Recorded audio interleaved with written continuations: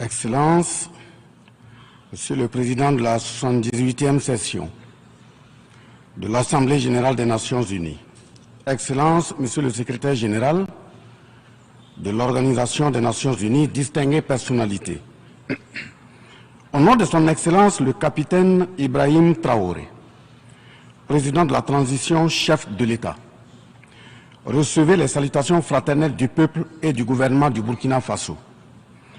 Au nom du peuple burkinabé, je m'incline respectueusement sur la mémoire des grands leaders dans le monde qui ont fait rêver et espérer d'une société humaine juste et équitable à travers leur engagement, détermination et esprit de sacrifice.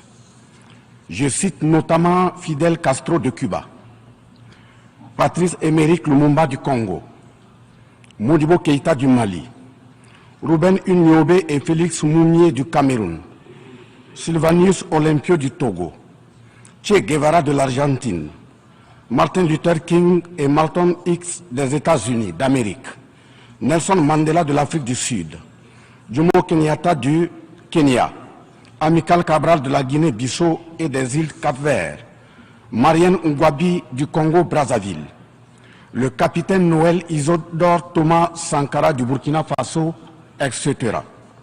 Ces leaders ont été pour la plupart exécutés de façon violente et d'autres assassinés à travers le feu des prisons et des empoisonnements. Leur seul crime a été pour chacun d'eux l'incarnation des rêves, des ambitions, de l'espoir des peuples meurtris, violés, violentés et pillés.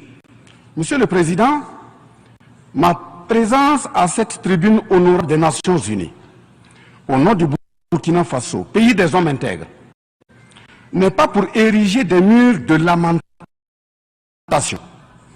Je ne suis non plus pas là pour vous livrer l'annonce, mais j'ai été plutôt mandaté en sacrifice pour vous dire que le mensonge d'État, l'hypocrisie diplomatique, la boulimie du pouvoir, la recherche effrénée du gain, l'esprit démoniaque de domination et d'exploitation de l'homme par l'homme sont les vrais plaies qui gangrènent notre vivre ensemble et font courir toute la société à sa perte, y compris donc notre organisation, l'ONU. Son Excellence, M. Antonio Guterres, secrétaire général de l'Organisation des Nations Unies, Son Excellence, M. Joe Biden, président des États-Unis, Son Excellence, M. Denis Francis, représentant permanent de la Trinité et Tobago auprès des Nations Unies, élu président de la 78e session de l'Assemblée générale, Son Excellence, M. Luis Inácio Lula da Silva, président de la République fédérative du Brésil, permettez-moi de reprendre ici des parties de vos propos, discours respectifs prononcés à cette même tribune, à l'ouverture de cette 78e session. Primo, je cite, « Nous sommes dans un monde sans dessus-dessous. Des cadavres jonchent les plages où des milliardaires se prélassent. » Pour la deuxième personnalité, je cite, « Nous sommes à la croisée des chemins. Nous avons une cause commune, à savoir léguer à nos enfants un monde avec un bon climat social. » Fin de citation. Pour la troisième personnalité, je cite, « Malgré les difficultés, nous pouvons nous en sortir. Ce ne sont pas les capacités qui manquent, mais la volonté politique. Sinon, nous pouvons apporter le progrès et la paix pour tous. » Fin de citation. Pour la quatrième personnalité, je cite, « Il y a dissonance entre les discours et les pratiques, les faits. Le Conseil de sécurité de l'ONU est paralysé. L'ONU doit assumer ses fonctions d'un monde solidaire et équitable, conformément aux principes édictés dans la charte. Cela suppose qu'on ait le courage de lutter contre les inégalités. » Fin de citation. La quintessence des expressions de ces quatre autres personnalités signifie clairement que les inégalités dans le monde sont voulues, sinon qu'avec un minimum de courage et de volonté politique, nous pouvons, à défaut de les éradiquer, les améniser à leur congrue expression. En effet, chaque année, les discours pleuvent au même titre que les promesses et engagements. Les preuves de la dissonance entre les discours et les faits sur ces questions de principe contenues dans la charte de l'ONU dont la justice, l'égalité, la dignité, l'intégrité, le droit à l'autodétermination, la souveraineté des États, l'inviolabilité du territoire et le respect du droit international sont ce qui se passe en Libye, dans le Sahel, précisément sur le Niger et sur la crise entre la Russie et l'Ukraine. D'abord, en Libye, suite à cette catastrophe diluvienne, des milliers de voix ont été fauchées, des milliers de vies donc ont été fauchées. Pour badigeonner nos consciences de tranquillité transparente, chaque nation se précipite pour présenter sa compassion, sa solidarité. C'est certes pour donner l'impression que nous vivons en société et que nous défendons des valeurs. L'honnêteté intellectuelle le recommande et l'histoire des consciences nous reflète que nous devons présenter nos sincères excuses au peuple libyen pour avoir été, collectivement et individuellement, par passivité condamnable ou par complicité active et inacceptable, aux côtés des bourreaux qui ont été la première catastrophe anthropique en Libye. C'est cette catastrophe qui a mis la Libye à genoux en la saccageant et tuant son guide avant que les eaux de déluge ne viennent l'endeuiller davantage. Et malheureusement, à la tête de cette catastrophe humaine était l'ONU sous la résolution 1970. Et le silence coupable voit la complicité de la CEDEAO et de l'Union africaine. Cette macabre intervention, avec la France de Nicolas Sarkozy en tête, a liquidé le guide libyen, le colonel Muammar Kadhafi, le 20 octobre 2011. Si les condoléances au peuple libyen avaient un minimum de bon sens et sans hypocrisie, cette diplomatie macabre n'aurait jamais lieu autour du cas du Niger pour y créer une Libye bis. Ensuite, pour preuve que les relations internationales sont teintées d'une haute hypocrisie diplomatique, dénudées de conscience, de morale, de dignité, d'intégrité, de justice, donc de paix, ce sont encore les mêmes gesticulations dans un aliment scandaleusement mortifère qui s'agitent comme des fauves autour de leur proie blessée pour la dévorer. Aujourd'hui, nous avons fait le constat malheureux que contrairement au discours de profession de bonne foi prononcé à cette tribune de l'ONU, invitant au respect de la charte de l'ONU et du droit international, les dirigeants représentant le peuple frère du Niger ont été pratiquement interdits d'accès au siège des Nations Unies. Le Burkina Faso condamne fermement cette manœuvre sordide qui relève de pratiques moyenâgeuses. Cela ne peut évidemment se faire que par des esprits en perte de valeurs essentielles pour toute vie harmonieuse en société. De ce fait, nous renchérissons pour dire que l'ONU ne doit en aucun cas être un instrument dans les mains d'un quelconque pays.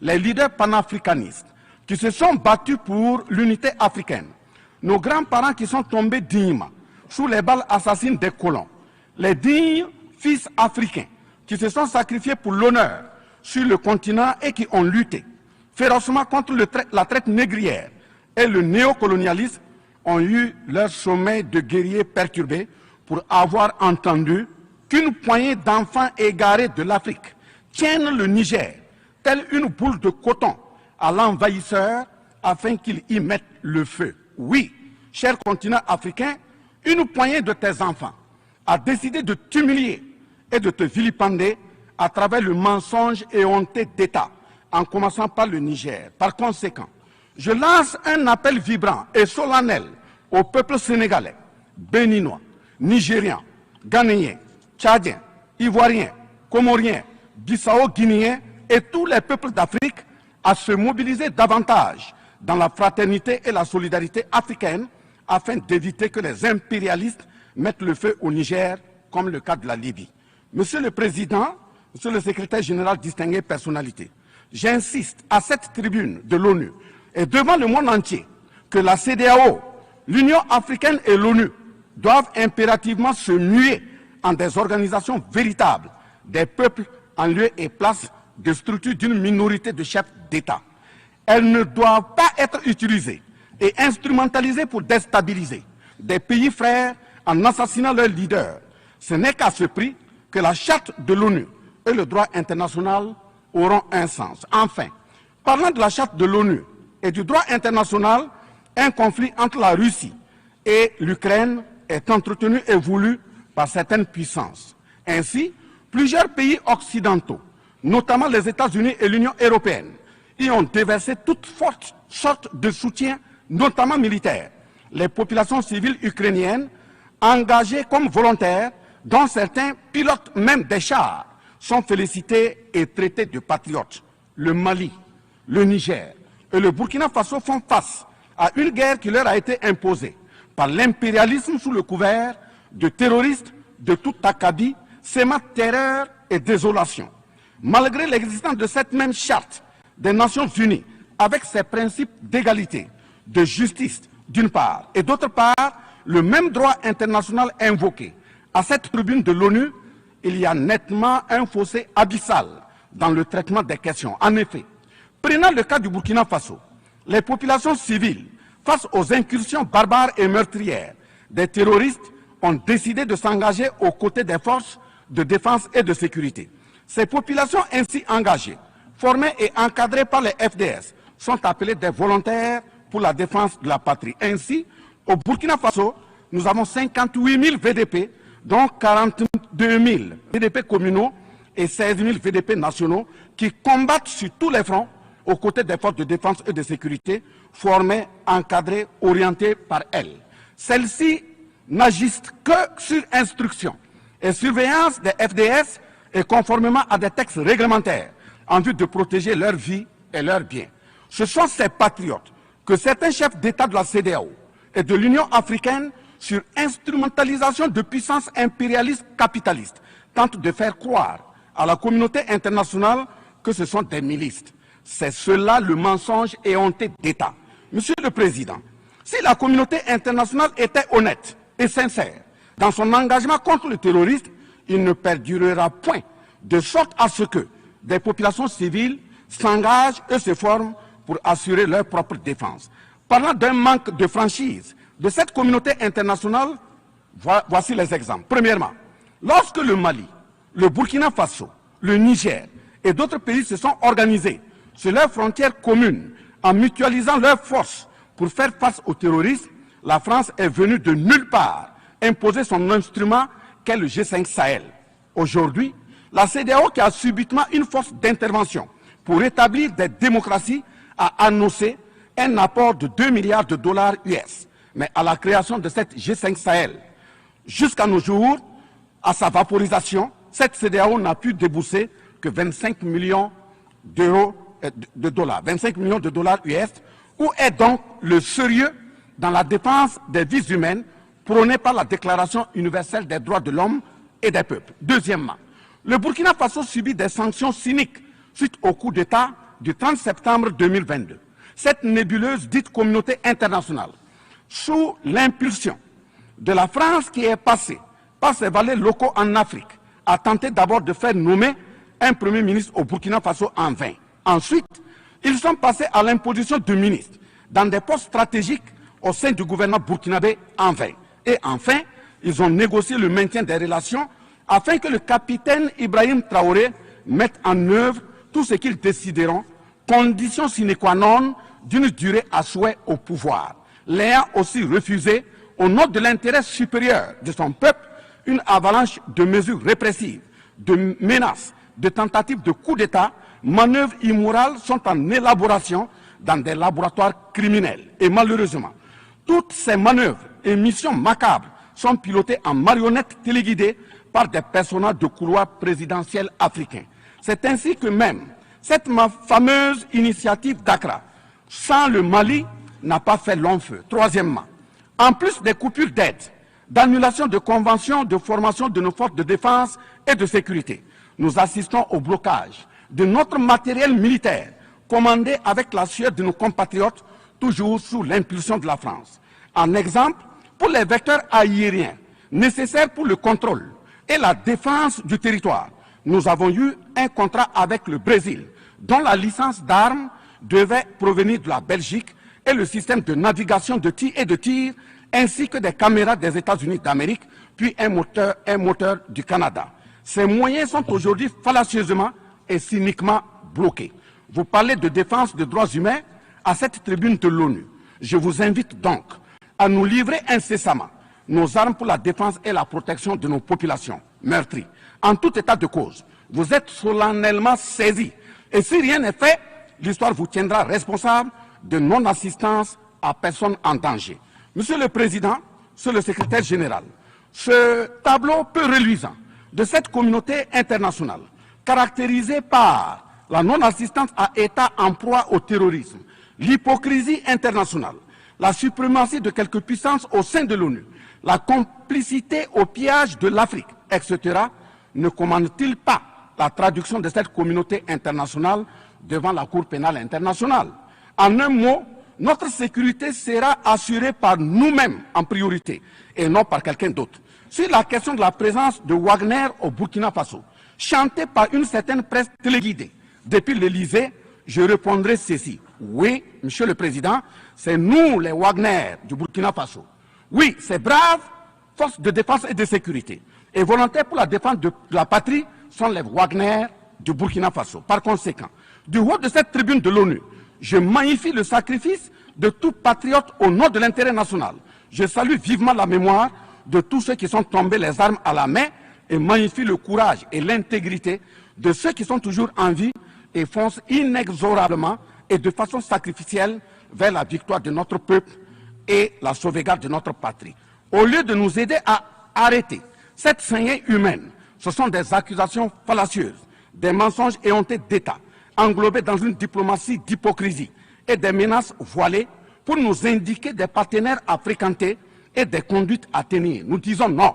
Au nom de la même charte des Nations Unies et du droit international que vous évoquez tous et toutes ici à cette tribune, les peuples africains en général et sahéliens en particulier sont résolument engagés à assumer absolument et pleinement leur émancipation totale pour un progrès social véritable. Ainsi, le Burkina Faso liera de façon souveraine ses partenariats avec qui il veut et achètera ses moyens de défense avec qui il veut.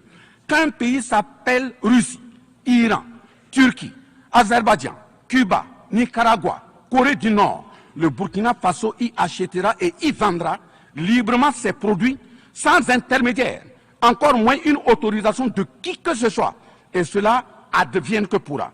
Monsieur le Président, Monsieur le Secrétaire général, parlant toujours d'hypocrisie et de mensonges d'État, dans cette question de lutte contre le terrorisme, en général et dans le Sahel en particulier, voici d'autres faits que vous n'ignorez certainement pas et j'en suis certain. Primo, dans le Sahel, nous avons près d'une dizaine de milliers de soldats d'armées étrangères, composés en majorité de soldats français, mais également des soldats américains, allemands, italiens, etc., avec des armes, des matériels volants et de surveillance les plus sophistiqués au monde.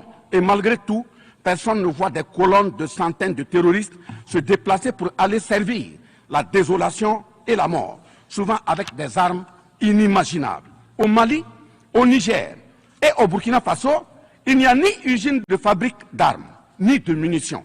Qui recrute donc ces terroristes? Qui les entraîne? Qui les dote en permanence? Qui les nourrit et avec quels moyens? Croyez-vous à cette philanthropie au nom de laquelle des Occidentaux vont envoyer leurs militaires au Sahel mourir pour des beaux yeux des Sahéliens? Si oui, qu'est-ce qui justifie les énervements et autres gesticulations puériles et diplomatiques dès qu'on dit à la France de déguerpir militairement? La vraie raison, ce sont les ressources du sous-sol au Sahel. En effet, l'Assemblée nationale française a voté la loi numéro 057-7-27 du 10 janvier 1957, parue dans le journal officiel de la République française du 12 janvier 1957, portant création de l'Organisation commune des régions sahariennes, OCRS, qui regroupe des parties du Mali, du Burkina Faso, du Niger, de la Mauritanie, de l'Algérie, etc. Cette zone n'a jusque-là pas d'égal dans le monde en termes de richesse de sous-sol.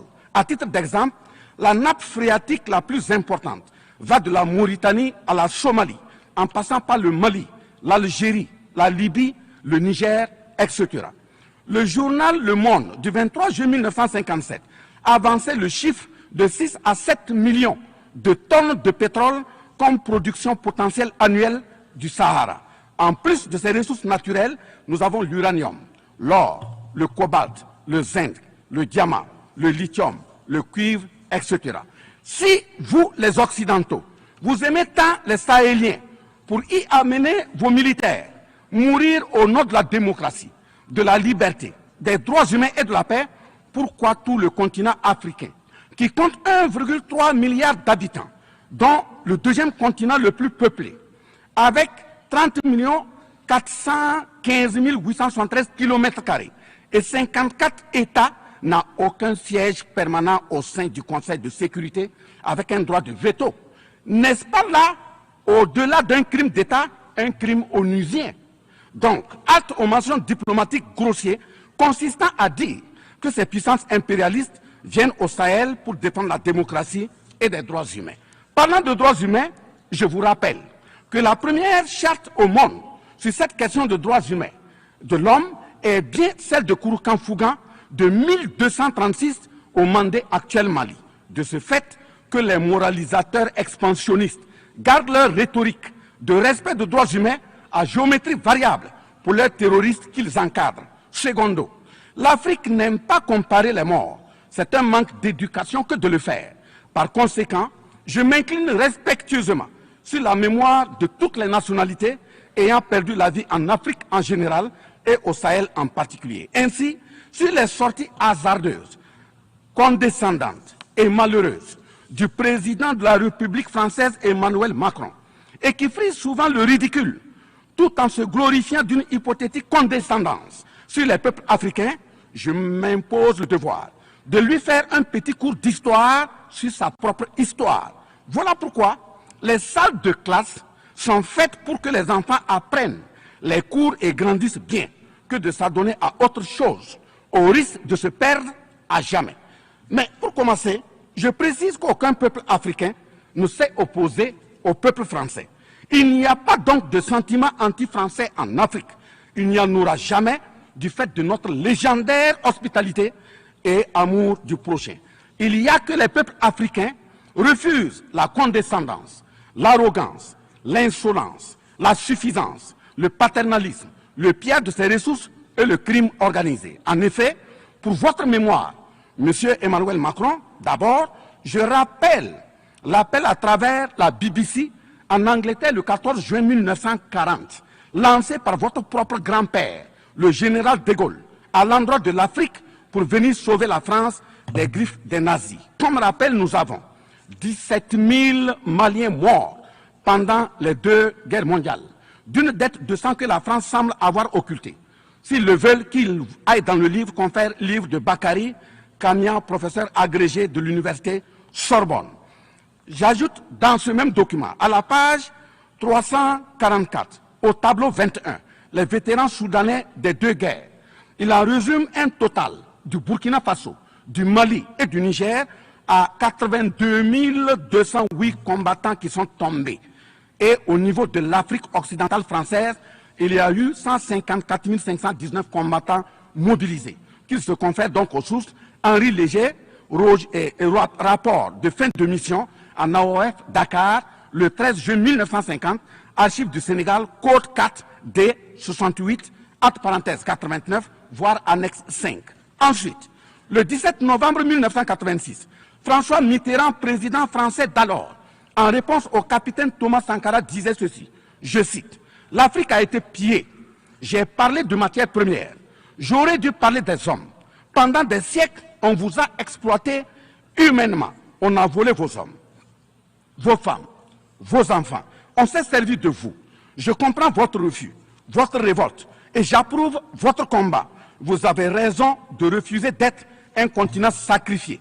Le moment est venu où vous devez vous-même développer vos économies à partir de ces biens et de ces hommes. Et le devoir de ces pays qui ont profité abusivement du travail africain, c'est de restituer à l'Afrique une part de ce qui a été pris au travers des siècles derniers. Fin de citation. Effectivement, l'Afrique a toujours été vachement pillée, mais elle reste riche en hommes, en valeur et en richesse minière. Pour preuve, parlant de ses ressources minières, l'Afrique, c'est 30% des ressources minérales mondiales, 40% des réserves d'or, 33% des réserves de diamants, 80% des réserves de coltan, 60% des réserves de cobalt, 55% des réserves en uranium, etc. C'est pour la défense ferme de cette Afrique que la jeunesse africaine est plus que jamais debout. Monsieur Macron, avez-vous encore besoin d'un peu d'histoire pour vous remémorer? Enfin, bien avant cette sortie regrettable et donc malheureuse du président français Emmanuel Macron, il s'était attaqué, comme tant d'autres de ses compatriotes politiciens, à la maternité africaine. Et là aussi, je tiens à lui rappeler que l'Allemagne compte 80 millions d'habitants environ sur une superficie de 347 000 km² face au Congo, qui a 95 millions d'habitants sur une superficie de 2 345 000 km². Deuxièmement, la Belgique compte 11 millions d'habitants sur une superficie de 30 000 km² face au Gabon, qui a 2,5 millions d'habitants sur une superficie de 267 000 km². Troisièmement, la France compte 68 millions d'habitants sur 672 329 km² face à la Namibie, qui compte 2,5 millions d'habitants sur une superficie de 825 000 km². C'est fort de tout ce qui précède que, justement, Aimé Césaire, paix à son âme, disait, je cite, « L'Afrique est le seul continent au monde où les populations chantent et dansent et applaudissent pour ceux qui les appauvrissent, les affament et les torturent. Le malheur de l'Afrique, c'est d'avoir rencontré la France. » Fin de citation. Certes que l'Occident a violenté, volé et violé l'Afrique. Quelle est notre part de responsabilité en tant que dirigeants africains? N'est-ce pas nous, dirigeants africains, qui prêtons le flanc pour qu'on nous piétine? En effet, nous avons abandonné notre identité pour ne rien être. Nos noms ont disparu pour faire place à d'autres noms importés et qui ne collent pas à nos réalités. Il nous faut reconquérir notre culture. Nous avons singé en copiant l'Occident, en monogamie. Voilà qu'aujourd'hui, on veut nous faire croire que des contre-valeurs, des attitudes contre la nature relèvent du ressort de la liberté. Il ne sera pas question d'homosexualité en Afrique. Je le répète, il ne sera pas question d'homosexualité chez nous. Monsieur le Président, ce qui vient d'être décrit sont les étiquettes profondément malheureuses d'une ONU aujourd'hui résumée qu'à sa portion de forme, car 1,2 milliard de personnes sont plongées dans la misère. 2 000 milliards de dollars US dans l'armement. 20 fois le budget de l'ONU dans le nucléaire. Sur les questions de développement, l'Afrique reçoit du FMI et de la Banque mondiale 34 milliards de dollars contre 160 milliards de dollars pour l'Occident. La paralysie du Conseil de sécurité de l'ONU, la paralysie de l'Organisation mondiale du commerce, la montée des tensions suite au repositionnement géostratégique. L'Organisation mondiale du commerce également encore bloquée. Le Fonds monétaire international FMI et la Banque mondiale qui fonctionnent en véritable usurier. L'Organisation mondiale de la santé qui est de plus en plus dominée par les firmes pharmaceutiques de rente, donnant ainsi une priorité commerciale que sociale aux vaccins tels que le vaccin contre la Covid-19. L'ONU qui devient de plus en plus l'ombre d'elle-même de par les tentatives de sa prise en otage par un conglomérat de puissances internationales impérialistes, brouillant ainsi la clarté et le sérieux dans ses prises de position, etc. Par conséquent, les peuples africains en général, et sahéliens en particulier, se battront vigoureusement pour que la CEDEAO, l'Union africaine et l'ONU soient des institutions au service véritablement des peuples du monde pour leur profonde émancipation et le progrès social véritable. Parce que ce sont les manquements de ces organisations, leur manque de sincérité, leurs décisions clientélistes et à géométrie variable, la couverture des tripatouillages constitutionnels, avec leur lot de crimes, la promotion de la mauvaise gouvernance, le pillage, la désorganisation sociale et la corruption qui conduisent immanquablement au coup d'État, qui ne sont donc que des conséquences. Traitons donc les causes et les conséquences disparaîtront d'elles-mêmes. Mais si nous continuons avec ce jeu de l'Autriche, à la diplomatie d'hypocrisie, aux mensonges éhontés d'État, aux crimes organisés, au tripatouillage constitutionnel et à la fabrication de l'armée à la tête de nos États africains, même l'ONU risque de ne pas échapper à un coup d'État. À bon entendeur, salut. Dans ce sens,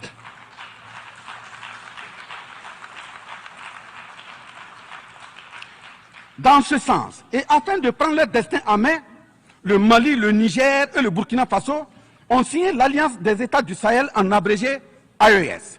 L'AES est une architecture pour la sécurisation de nos pays, partant du traité révisé de l'autorité de développement intégré de la région de l'Iptako-Gourma. Prenant en compte la situation sécuritaire et surtout le manque de franchise dans le partenariat, il s'agit de compter sur nos propres ressources en recherchant la mutualisation de nos moyens et à œuvrer à faire disparaître les discontinuités dans les espaces de manœuvre opérationnels. Monsieur le Président, je vous signifie avec force et fermeté, dans une haute et intelligible voix que, primo, nous, peuple africain, sommes foncièrement démocrates. Pour preuve, notre attachement à la dignité humaine transcende la démocratie. Ce que nous refusons, c'est moins donc la démocratie que le piège de la démocratie qui nous est tendu. Ainsi, la démocratie électoraliste s'est avérée un moyen de contrôle de nos États à travers le jeu de chaises musicales de dirigeants très souvent imposteurs, corrompus, voleurs, violeurs de constitution, car étrangers au seul intérêt de nos États africains qui vaillent. Secondo, nous, Africains, sommes-nous aujourd'hui reconnus dans notre dignité d'homme, au sens de un homme égal à un homme? La réponse assurément est non, au-delà des convenances circonstanciées, pour nous endormir et mieux nous asservir. Triste pour le continent noir, reconnu scientifiquement comme berceau de l'humanité, mais dans la réalité humilié, placé sous contrôle dominé. Des indépendances factices aux guerres fratricides, de la démocratie électoraliste aux aides biaisées, des guerres de rapine au terrorisme malicieusement fabriqués, entretenus et injectés dans nos contrées africaines, notamment au Mali, au Burkina Faso et au Niger. Il y a une seule constante: nous dominer, maintenir le pied sur notre cou, tel le cas de notre malheureux frère George Floyd aux États-Unis, ici même. Est-ce cela la démocratie? Et il se trouve des partisans de cette conception étriquée de la liberté pour justifier intellectuellement l'asservissement et la barbarie contre nos peuples en lutte pour leur dignité et leur souveraineté au nom d'un principe paradoxal de liberté qui, in fine, assassine la liberté. Oh liberté, quel crime n'a-t-on pas commis en ton nom? C'est pourquoi nous décidons désormais de dire non. Non à tous ces amis qui veulent du bien au point de nous menacer de guerre pour imposer leur amitié.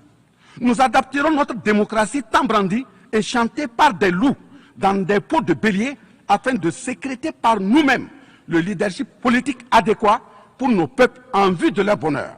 Oui, l'émancipation totale et le progrès social véritable pour nos peuples constituent la finalité de toute action, qu'elle soit politique, économique, socio-culturelle et ou sécuritaire. Troisièmement, les peuples africains en général, et ceux sahéliens en particulier, ont découvert des chaînes d'aliénation économique, sécuritaire, socio-culturelle matérialisées en accord secret avec la France et sont engagés à les casser pour leur émancipation véritable. Ce sont entre autres, premièrement, la dette coloniale. Nous n'allons pas fermer les yeux et la payer tout en laissant nos populations mourir de faim et de soif et voire de maladie. Deuxièmement, la question de la monnaie dont le franc CFA, appelé franc des colonies françaises d'Afrique, n'est pas une priorité africaine.